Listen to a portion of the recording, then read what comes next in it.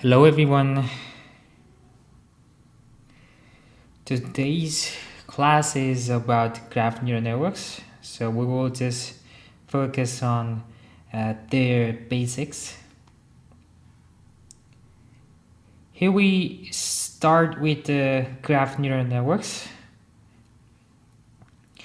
So the purpose of the graph neural network is to get the representations of nodes or the representation of the graph itself.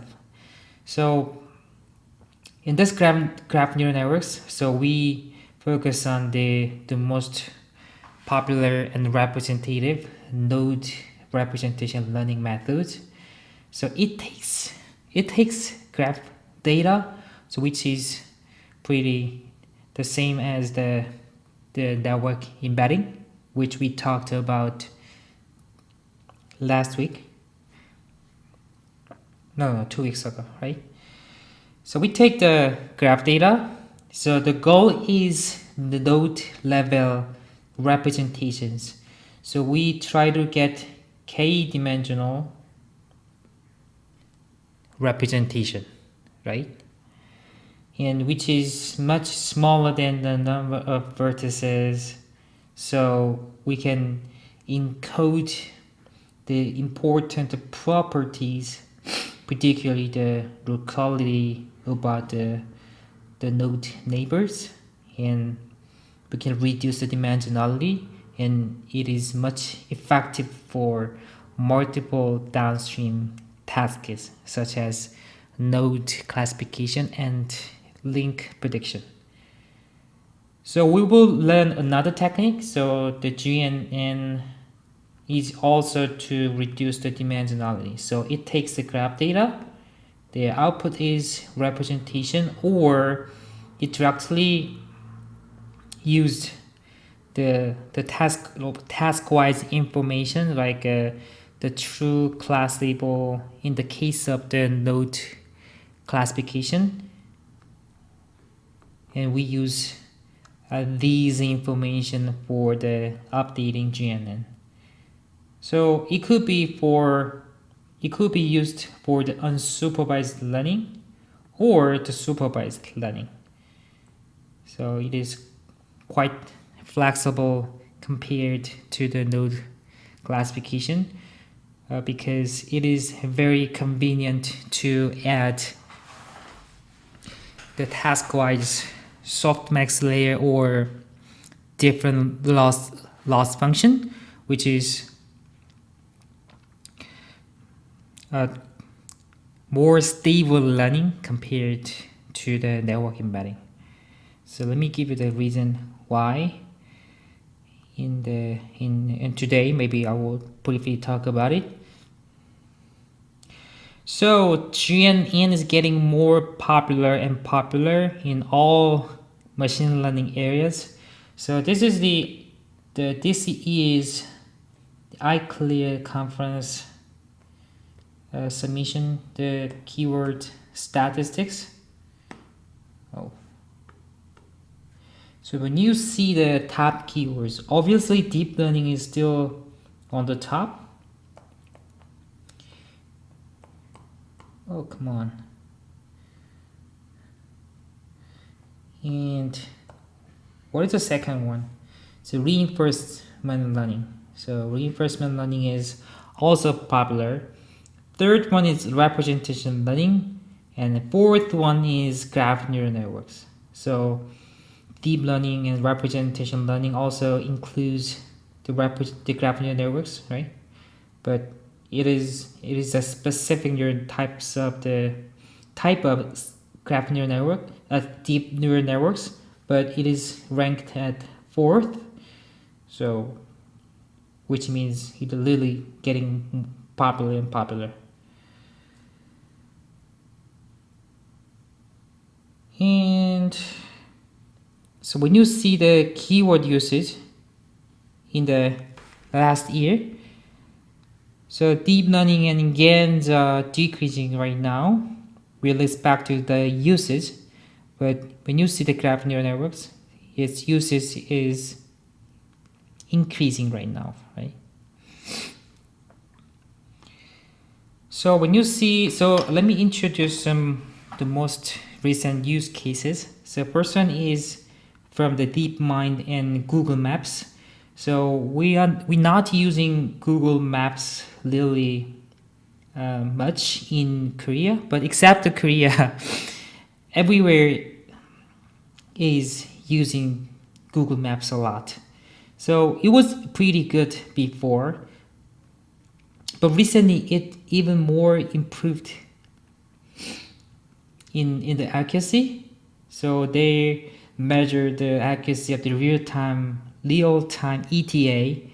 So I believe this is the estimated the time arrival, right? So we give the destination information and try to estimate the arrival time. It is the most important in navigation, right? But it could improve accuracy up to 50% in the places like Berlin and Jakarta and Sao Paulo, Sydney, Tokyo, and DC.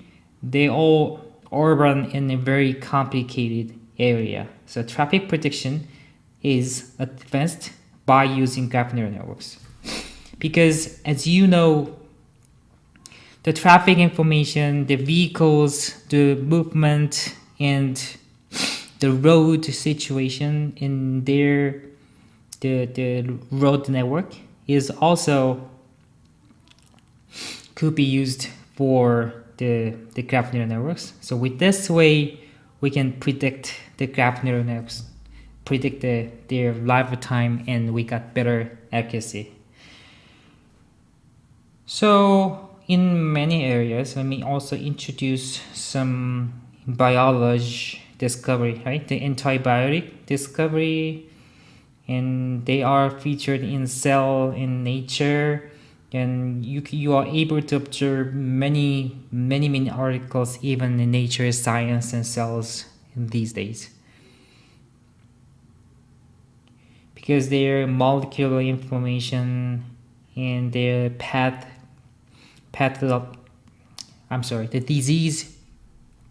disease path. So the symptom, and you are able to backtrack toward the cause of the disease and the internal reactions and path of the reactions. The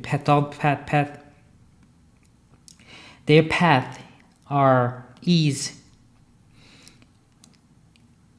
revealed using the graph neural networks, probably partially, right? But obviously it helps to improve the existing medical science as well, right? So in the graph neural networks, so we often say graph convolution neural networks. So the terminology itself is derived from the convolution theory, and it is started from the success of the convolutional neural network filters. So if you are familiar with the convolution layers in the convolution neural networks, the convolution in GCN or GNN.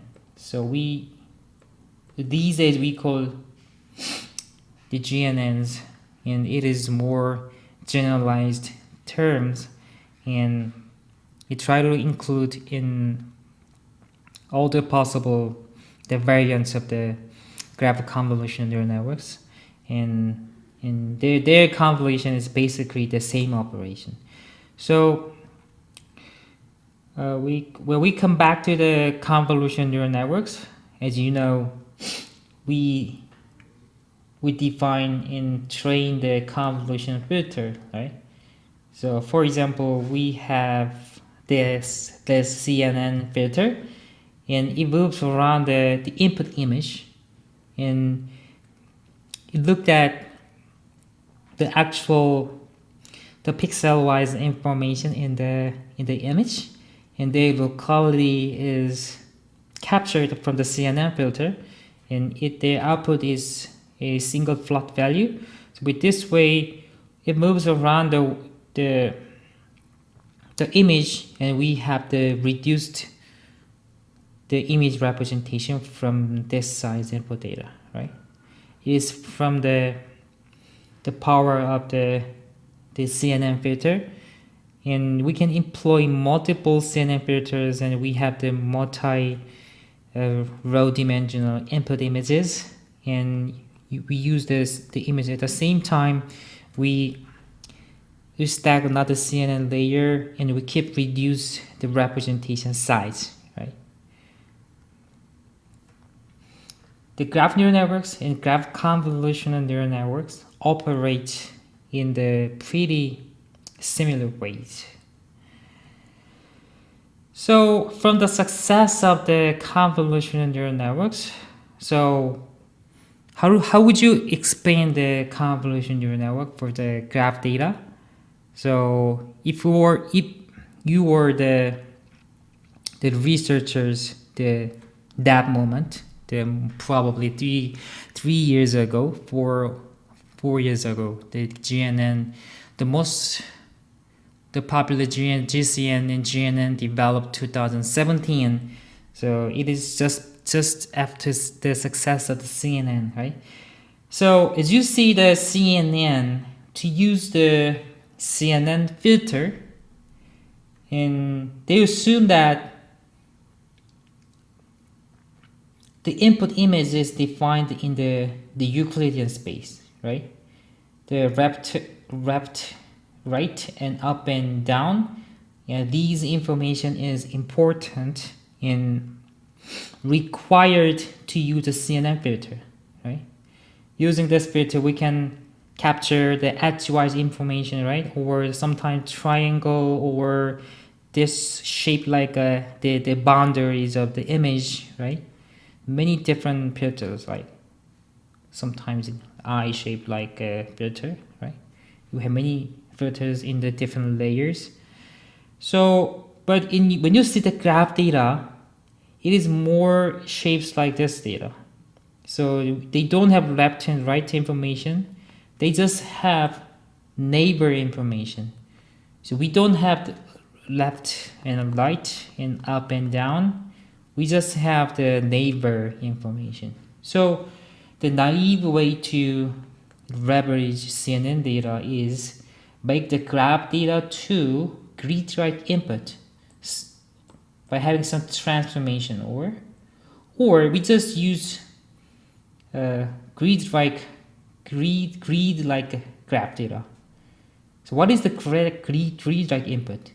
Probably the traffic network, right? So we have the crossroad, and this road is connected from sometimes four different the road. It goes through some center point. The road is connected to here and here because it is installed in the Euclidean Earth space. So maybe we can make the representation as a grid-like input. In that case, we can directly apply the CNN for the grid-like input. But in the most case, like I said, it is like this. We don't have the locality information, so we needed to transform the input to the grid-like input. So it was popular. It was popular also.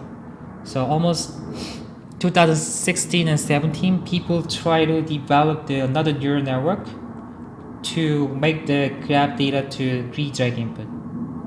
I didn't put the references, but it was published in many papers. So and then at the same time, another research groups try to develop a location invariant convolution operator. So it operates on just using just neighbor information without using the locality. So that is the GNNs. We try to we develop the location invariant convolution operator. So to learn the graph neural networks, So we learn the graph neural network under different settings. First, we talk about supervised learning settings. So how many settings are available? So we are divided the supervised setting into two different groups. So first one is supervised learning with the all attributes. So which means the attributes for the node attributes are available before the learning. So this is important. So before the learning. Maybe it sounds like it is unrealistic, but when you see, so one of the milestone of the graph neural network paper, which we call GCN, and this is today's main focus. And they assume that the attributes are available before the learning, even for the testing node. So, but we don't know about the labels about the testing node, but the vertex and edge and the labels were available before the learning. So in this setting, we cannot learn the unseen and node or edges in the beginning. So this is the one of the settings. Another setting is supervised setting without node attributes. So we don't know the attributes, but still all the possible vertices and edges are available before the learning. Now what is the output? The output is the same. So we get the node representation, and so at the same time, this is supervised learning setting. So we also need a label, right? The training node, right? We need a label information for the training. So using the output, we can get the prediction for the labels of the testing node. So that is the goal. So for the supervised learning setting, we can also see the learning setting in two different views: transductive learning and inductive learning. When you see the transductive learning on a graph data, we take a single graph. We just divide training and testing the nodes. We just have from the whole the possible nodes, we get the partial train split. So this is train split, and we try to predict the rest of them. So these are test split. So when you train your graph neural networks, we just use this information and add the information, and they just node information without the label. So once again, in the train setting, we use the existence of the vertex of the edge and the train split, the train node set and label, right? Using this in the testing stage, we predict the labels. So when you see this, we don't have the unseen node and edges, right? All were observed before the learning. What about the inductive learning? We train any set of the training and testing nodes even it could be the graph level. And in this case, so we usually use the inductive setting for the graph classification. So for the unseen graph data, these are unseen. We try to predict their labels. So this is the two different settings in supervised learning. So we focus on the simplest the graph neural networks, which we call GCN, graph convolution neural networks.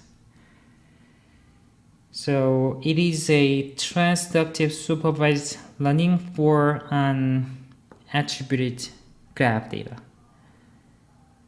So we list back to the graph input. We take this one. So now you understand what is the adjacency, right?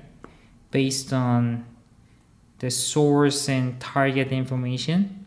When the two nodes are connected, we put 1, otherwise you put 0, right? 1 represent, so in this case, the first, let me start. Index starts from 0, and we have this as information. So first so it has, so assume that it is 0 and 2. So 1, this information means the first node is connected to itself, and something like that, as you understand, right? So we have the adjacency.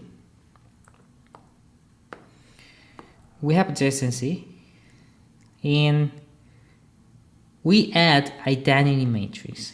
It is to add self-connecting edges. So it is considered the node itself. So maybe already include the self-connecting edges, but probably not for all the other nodes. So it is important in the graph neural networks. So let me explain why in the following slides. And now we have a plus I, right? Let's say it is a bar. And then we can compute the degree matrix, right? Now you understand what is the degree, right? The number of the connected nodes, right? Or sum of the adjacency at the corresponding row or column, right? In the case of the undirected graph data. So the degree matrix is computed from the A bar, not the A. And we compute this, and we can be able to get the final input. This is the input for the graph neural networks. So